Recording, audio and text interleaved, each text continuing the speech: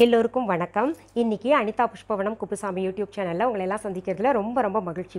இந்த பதிவில் நம்ம என்ன பார்க்க போகிறோம்னா, சில கொஞ்ச நாளாக கேட்டுட்டு இருக்கக்கூடிய ஒரு கேள்வி.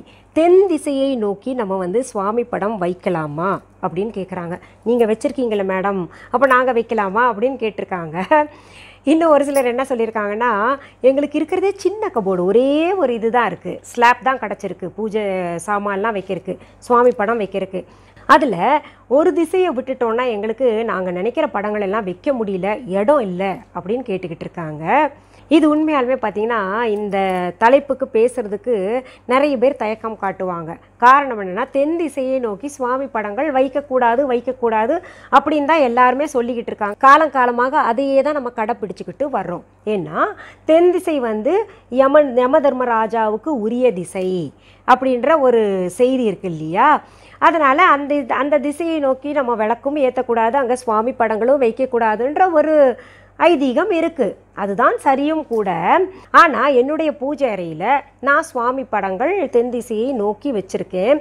அது நிறைய பேர் கமெண்ட்டில் குறையாகவும் சொன்னீங்க. வைக்கலாமான்னு கேட்டவங்களும் இருக்காங்க. அதே சமயத்தில் இப்படி வைக்கக்கூடாது நீங்கள் வச்சுருக்கீங்களே அப்படின்ற மாதிரிலாம் சொன்னாங்க. அங்கே என்ன சுவாமி படங்கள் வச்சுருக்கேன்றது தெரியாமலே நிறைய பேர் குறை சொன்னீங்க.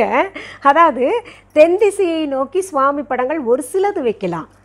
அது எந்த சுவாமி படம்னா, அதாவது தென்முக கடவுள்னு சொல்லப்படுகின்ற குரு பகவானை வைக்கலாம். அப்புறம் இந்த திசைகளையே வென்றவள், 8 திக்கையும் வென்றவள், உலகையே வென்ற என்னுடைய தாய் பராசக்தியை வச்சுருக்கேன் நான். அந்த பராசக்தி தான் பல வடிவங்களில் பல பெயர்களில் அழைக்கப்படுகிறாள், வணங்கப்படுகிறாள். அப்படி பார்க்கும்போது அந்த பராசக்தியின் ஸ்வரூபங்கள் எல்லாம் அந்த தென் திசையை நோக்கி வச்சுருக்கேன். அனுமனை வைக்கலாம்.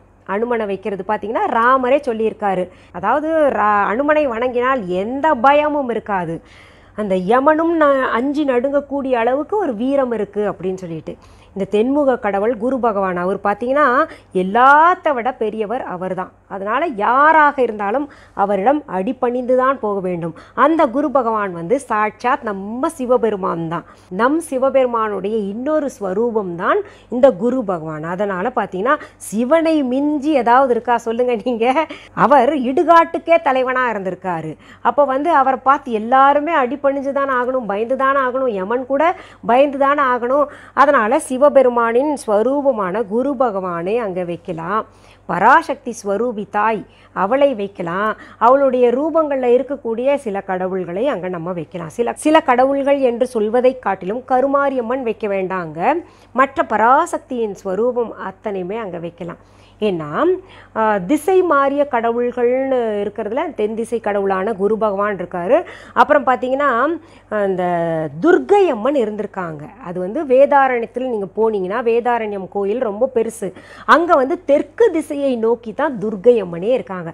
நிறைய கோயில்களில் இன்னும் இருக்குது. நான் உங்களுக்கு உதாரணத்துக்கு மிகப்பெரிய கோயில் வேதாரண்யம் கோயில் சொல்லியிருக்கேன்.